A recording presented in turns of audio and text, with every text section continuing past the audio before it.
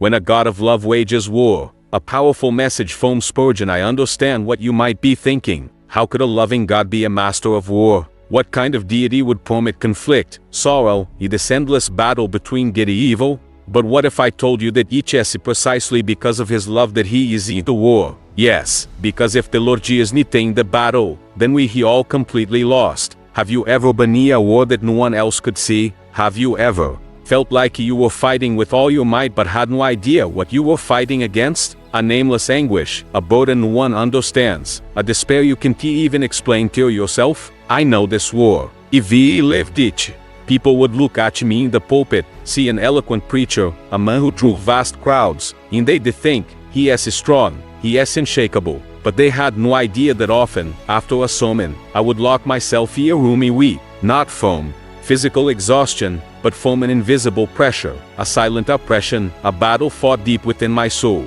There were days when I felt as though darkness was stalking me, as if voices were trying to silence the message even before each was proclaimed. There were days when every step toward the pulpit was like crossing a minefield of doubts, insecurities, and spiritual attacks. Each was in those moments that I understood what Paul meant when he wrote, "For our struggle is not against flesh and blood, but against the rulers, against the authorities, against the powers of this dark world." Yes, there is a war happening. Each can be seen with the eyes. Have you ever woken up on a seemingly ordinary day with your heart completely crushed by a sadness that has no cause? Have you ever felt an absurd anxiety moments before making an important decision, as if something were pulling you back? How many times have you tried to change your life, start fresh, do what is right, and suddenly everything falls apart for no apparent reason? It is not just you. Most people think they are fighting against a lack of money, a difficult boss, or a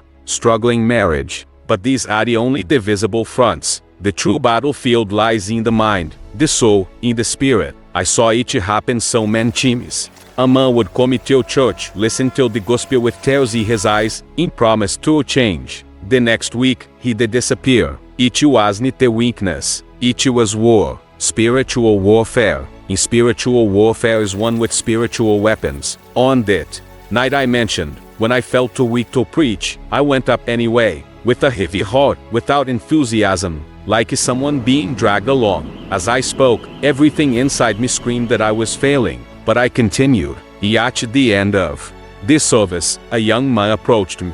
With his eyes and trembling hands, he said, "I was going to kill myself today, but I heard your message and something held me back. God held me back."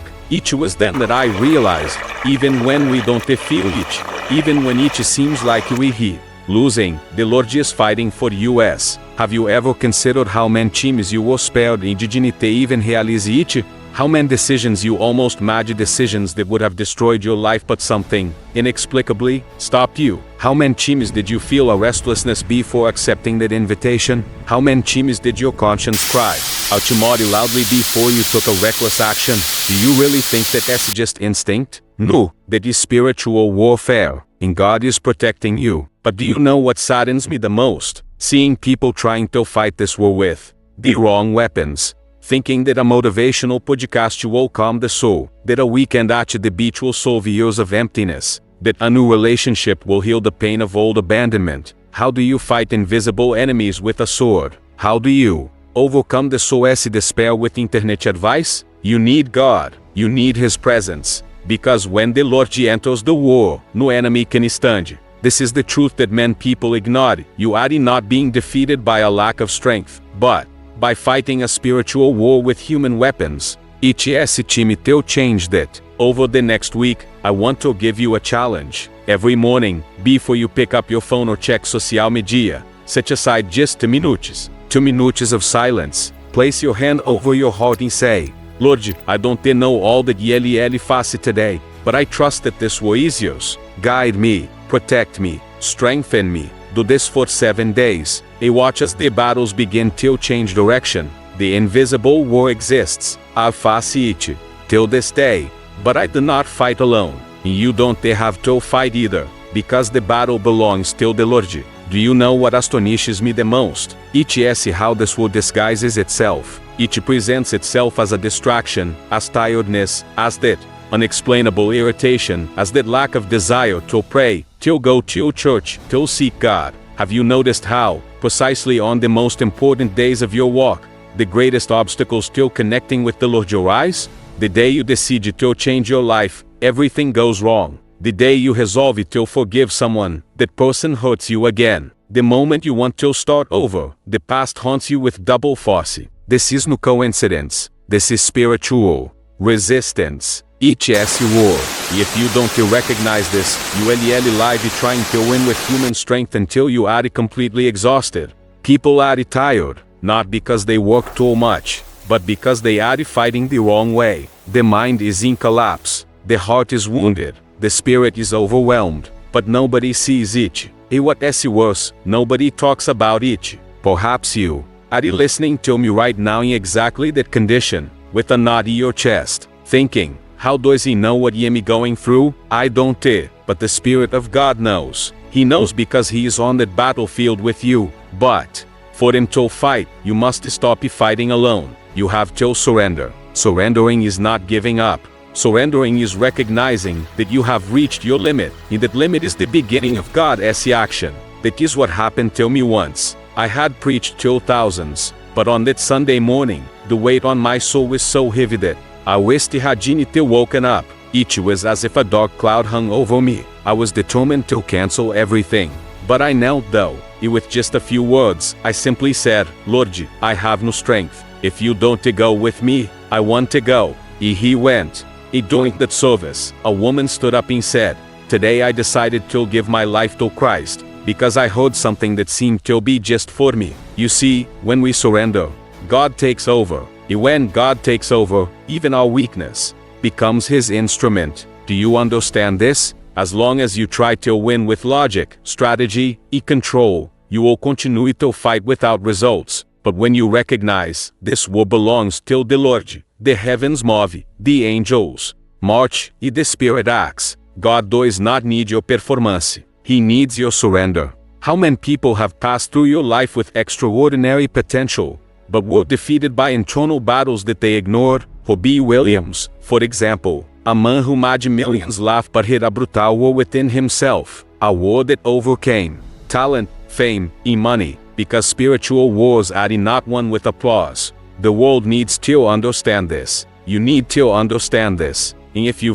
imagine it till this point in the video, it is no accident. Perhaps God is using even this moment as his strategy to remind you that he has never abandoned you, that he sees your pain, that he knows the secret struggle that no one understands, and that he wants to fight for you. You only have to say, Lord, this war is no longer mine. If you say that with sincere faith, prepare yourself, because when the Lord enters the war, victory is already decreed. Have you ever thought about giving up?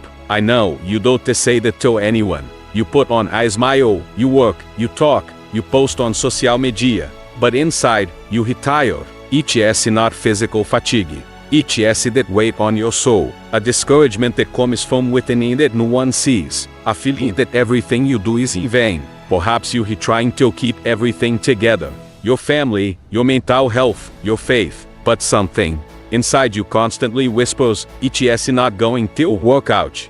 You look at your life and ask yourself, will things ever change? Is God really with me?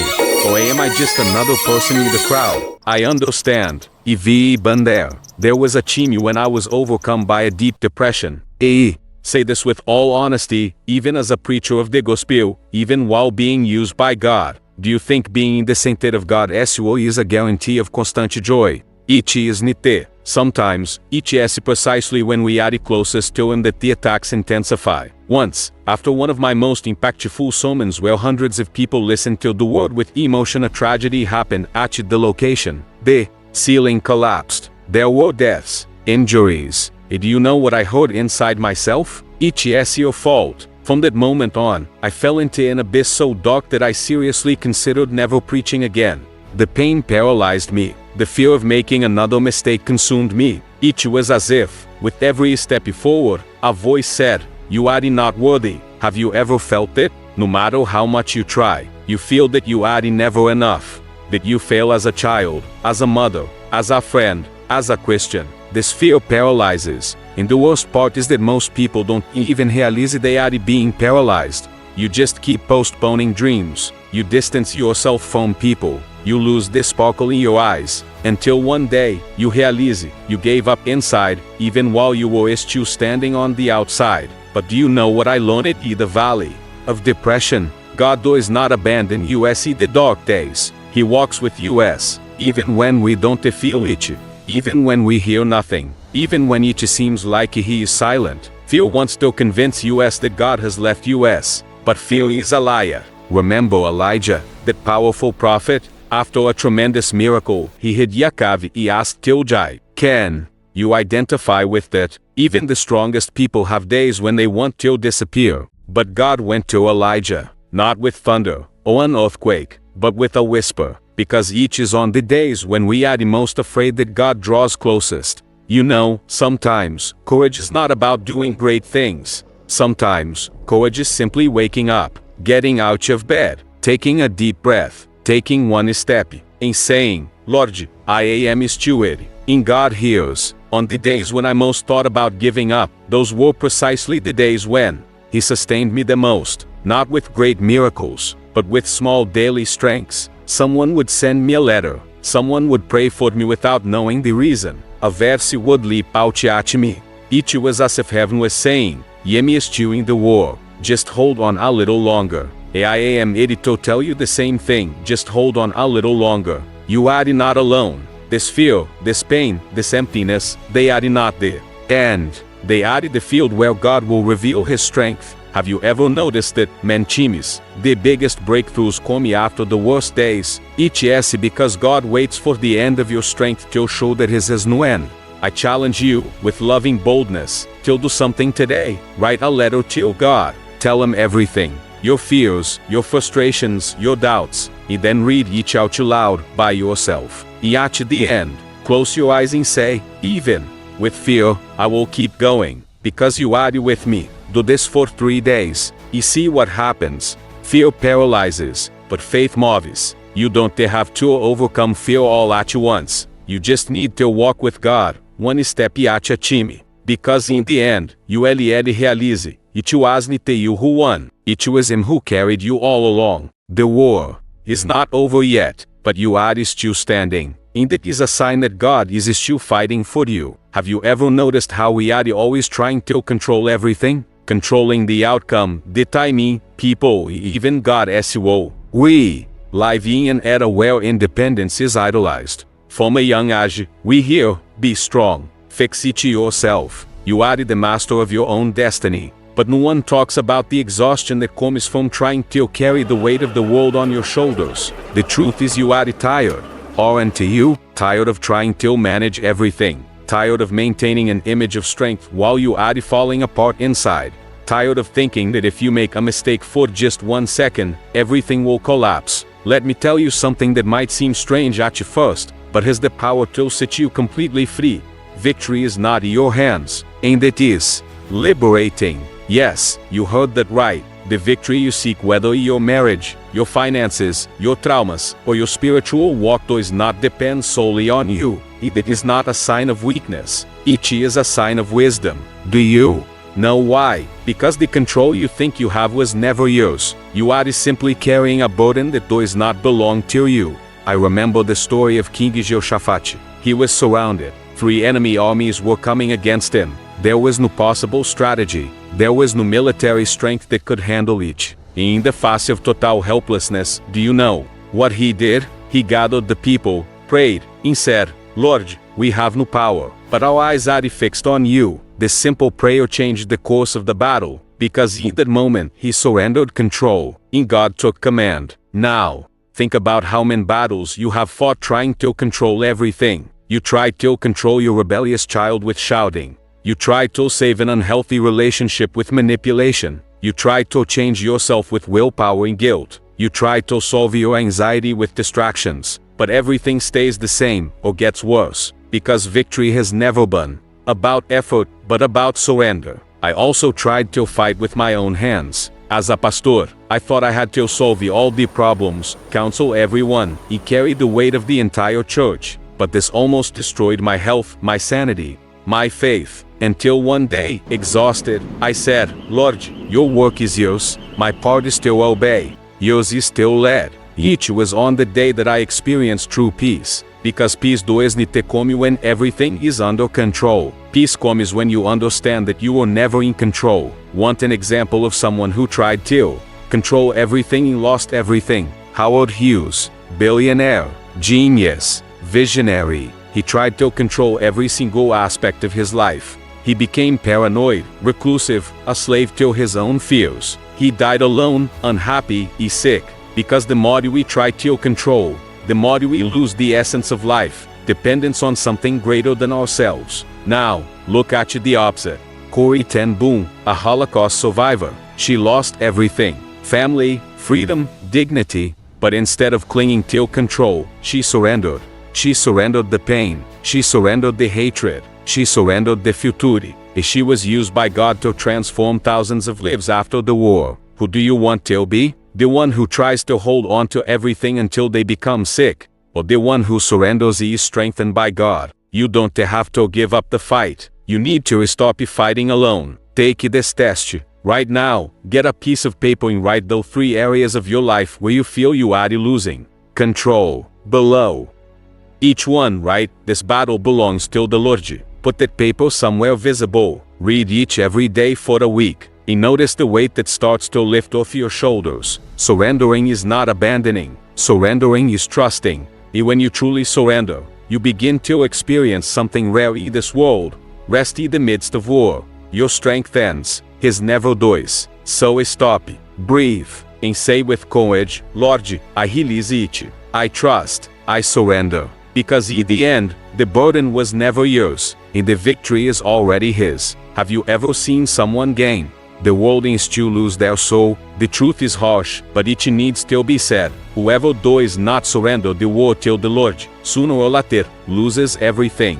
It may even seem like they are winning. They may even garner applause, achievements, status. But inside, they're so slowly being corroded by anxiety, by guilt, by loneliness, by the absence of meaning. We have learned to measure success by results that the eyes can see. But God measures life by what happens in the unseen, in the interior, in what no one posts. You can have a brilliant career, but if you wake up every day with a knot in your throat, with insomnia, with a heavy heart, with fear of stopping for a second and looking at yourself in the mirror, did you really win? I have seen this so many times. Seemingly successful people come to me after a service with tears in their eyes, saying, Pastor, I have everything, and I have nothing. Do you know what that means? It means that they fought all the wars except the most important one, the war of surrendering control to the Lord. God does not delight in victories won without Him, because in the end, everything we achieve without God becomes a burden.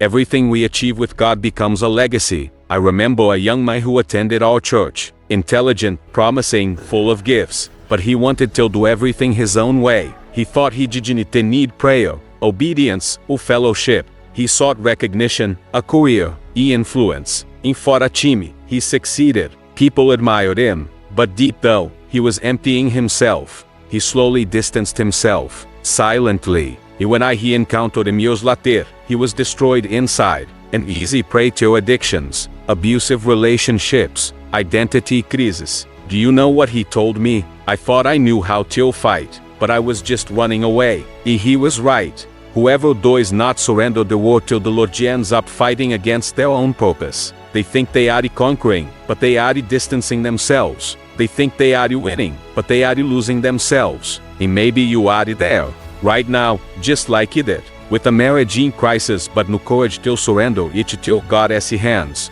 With a project that is making you sick, but you insist on it out of pride. With a relationship that only pulls you away from your faith, but you can't let go. Why? Because of fear. Fear of losing the little you have. Fear of giving up. But tell me, what good is holding until something efficacious just slipping through your fingers? Look around you. How many people do you know who put everything into their work and lost their family? Who sought fame and plunged into depression? Who sought total freedom and are now slaves to impulses they can no longer control? G. Carey, one of the highest paid comedians in the world, said, I wish everyone could get rich and famous, have everything they ever dreamed of, so they can see that each is not the answer. He saw firsthand what the world calls victory. He realized that without God, each is all vanity, each is all sand. How many of you are repeating this mistake, even on a smaller scale, believing that the next goal will give you meaning? That the next salary, the next achievement, the next yes from someone will feel what only God can. Each time to wake up. You don't need to lose everything to understand that the war needs to be surrendered. You can do it now. Today, do an exercise with me. Close your eyes, take a deep breath, and ask yourself, what area of my life have I refused to surrender? Maybe it is your pride. Maybe it is that wound you don't want to heal. Maybe it is the fear of looking weak if you admit you need help. But the Bible says, whoever loses their life for my sake will find it. True victory begins with surrender.